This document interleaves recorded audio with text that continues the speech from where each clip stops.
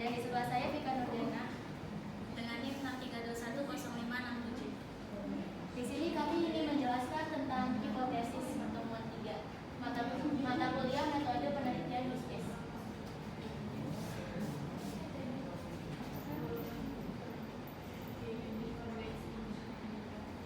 Pengertian, menurut Zygmunt, hipotesis penelitian adalah proposisi atau dugaan belum terbukti. Artinya dugaan masih bersifat tentatif.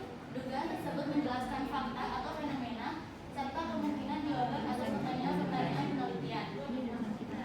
Ada juga menurut Nasution, hipotesis penelitian merupakan dugaan tentang apa yang kita amati sebagai upaya untuk memahaminya. Dan yang terakhir menurut Sugiono, hipotesis penelitian adalah jawaban sementara terhadap rumusan masalah. Berdasarkan pengertian tersebut, maka hipotesis merupakan dugaan sementara yang dibuat oleh penulis.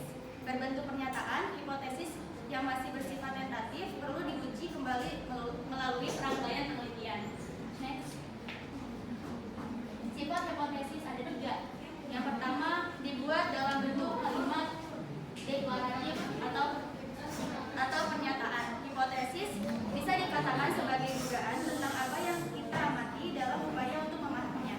Oleh karena itu, dalam beberapa topik penelitian, khususnya pembuatan hipotesis statistik dalam riset kualitatif, disusun dengan bukti kalimat deklaratif atau pernyataan.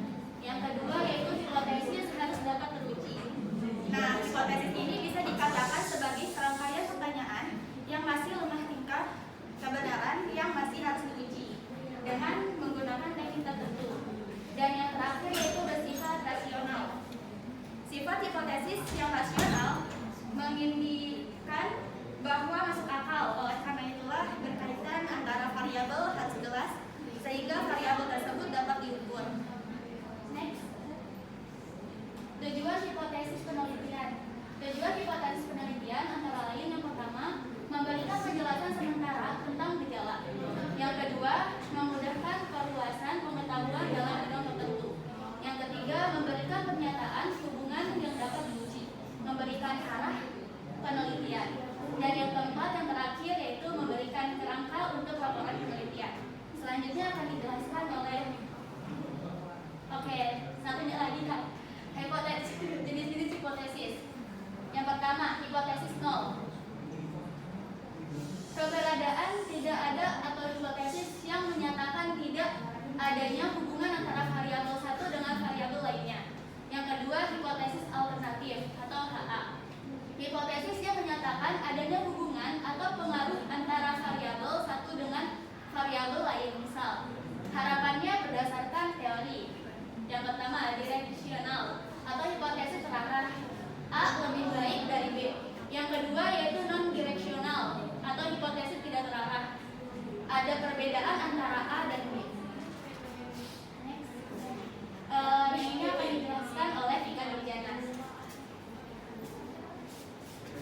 Oke teman-teman semua, selanjutnya kita bahas tentang hipotesis penelitian dan hipotesis statistik. Nah, hipotesis penelitian ini merupakan jawaban sementara terhadap rumusan masalah atau penelitian. Yang kedua, hipotesis statistik.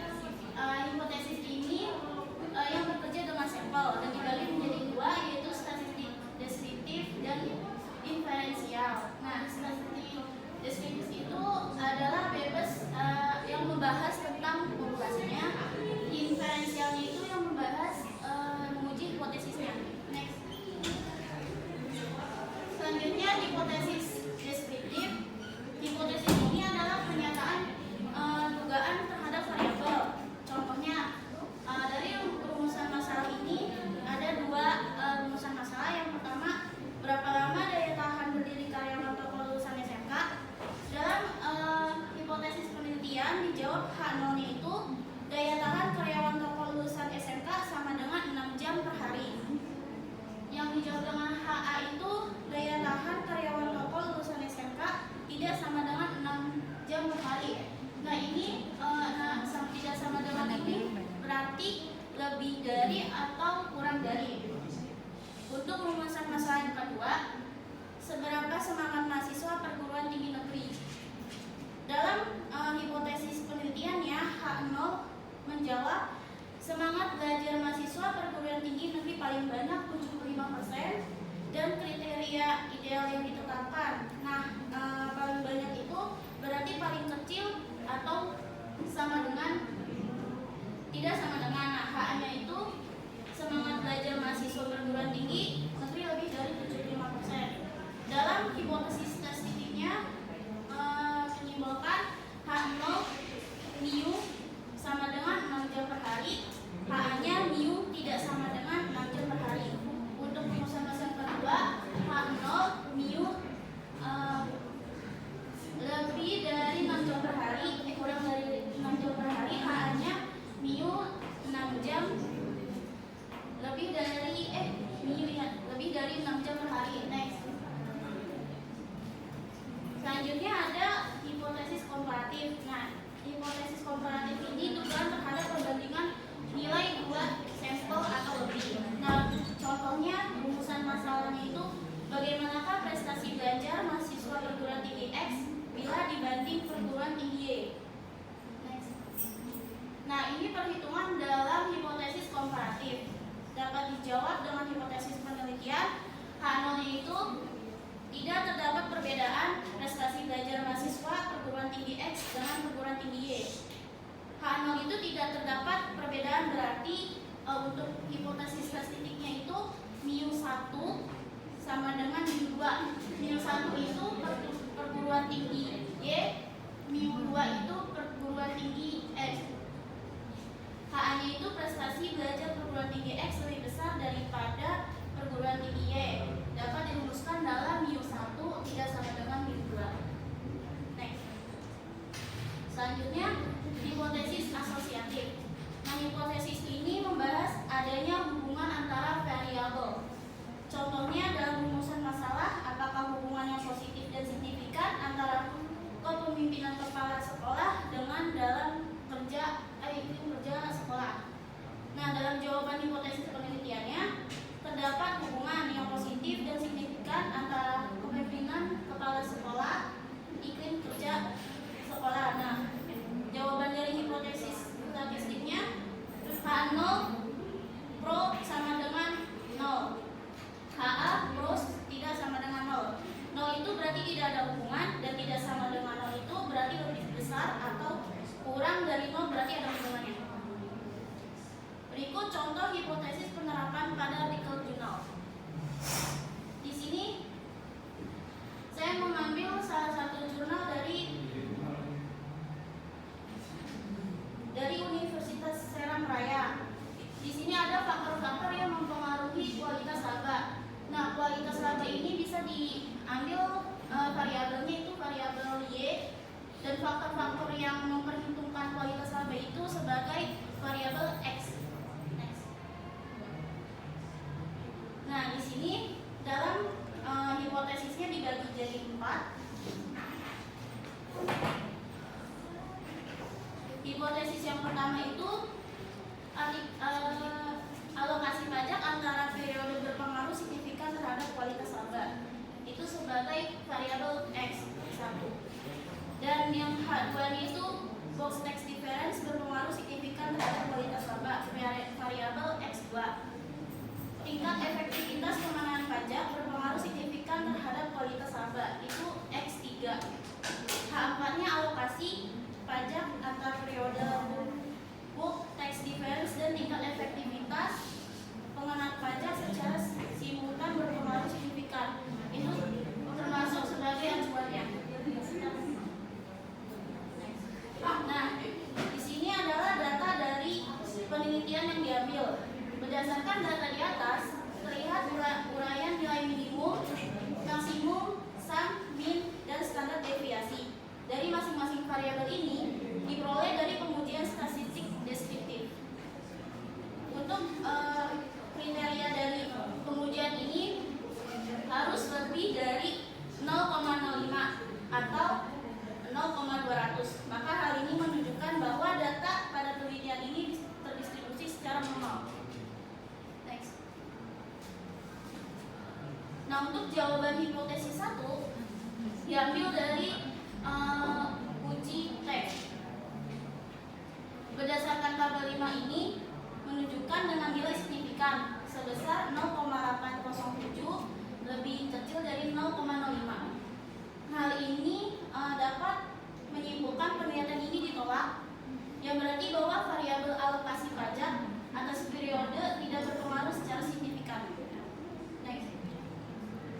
Dalam hipotesis yang kedua, diuji juga dalam uji T. Hal ini signifikan sebesar 0,642 lebih dari 0,05. Hal ini dapat disimpulkan bahwa penelitian ini ditolak, yang berarti bahwa variabel root tax difference tidak berpengaruh secara signifikan. Next. Hipotesis yang ketiga diuji dengan uji T dengan hasil 0,424 lebih dari 0,05, yang dapat menyimpulkan penelitian ini ditolak karena tidak signifikan. Yang terakhir ada hipotesis keempat dalam uji simultan. Berdasarkan dari tabel ini, hasilnya 0,693 lebih besar daripada 0,05. Berdasarkan nilai ini, maka model regresi dapat digunakan untuk memprediksi nilai perusahaan atau dapat dikatakan alokasi pajak, book tax difference, dan tingkat efektivitas secara simultan tidak berpengaruh signifikan terhadap kualitas laba, artinya ditolak. Kesimpulannya, karakteristik hipotesis yang baik merupakan dugaan terhadap keadaan variabel mandiri, perbandingan keadaan variabel pada berbagai sampel, dan merupakan dugaan tentang hubungan antara dua variabel atau lebih, atau pada umumnya hipotesis deskriptif tidak dirumuskan.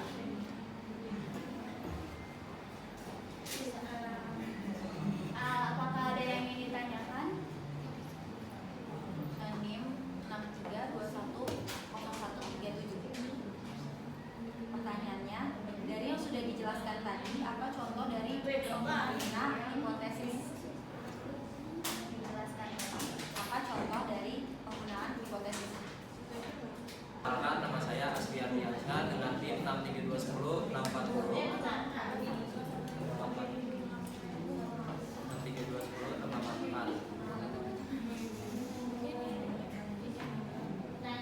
Pertanyaannya, apa peran hipotesis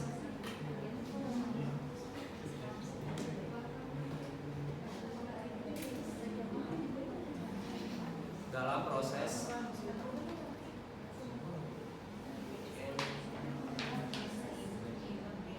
penelitian ilmiah?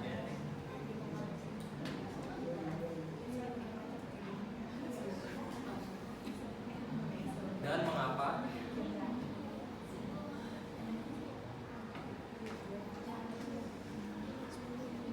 Merumuskan hipotesis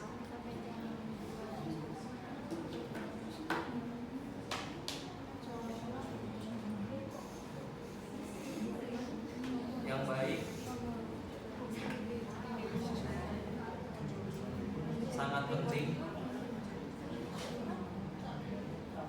dalam penelitian. Nama saya Dapat Pratama dengan NIM 3210555.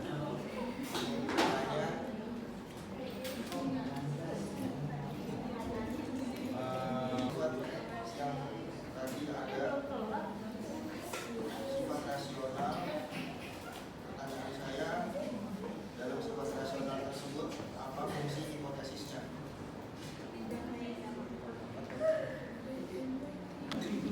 Kasih waktu untuk menjawab ya. Siap. Pak semua, aku ingin menjawab pertanyaan dari Amelia Putri. Pertanyaannya, dari yang sudah dijelaskan tadi, apakah contoh dari pengguna hipotesis? Pengguna hipotesis itu memiliki contoh proses penelitian tentang hubungan antara kebiasaan manusia buang sampah dan tingginya jumlah sampah di Indonesia. Berdasarkan data sementara yang kita dapatkan, hipotesis yang muncul adalah kebiasaan manusia tersebut berhubungan dengan jumlah sampahnya. Sudah jelas? Oke, saya izin menjawab pertanyaan Aspi.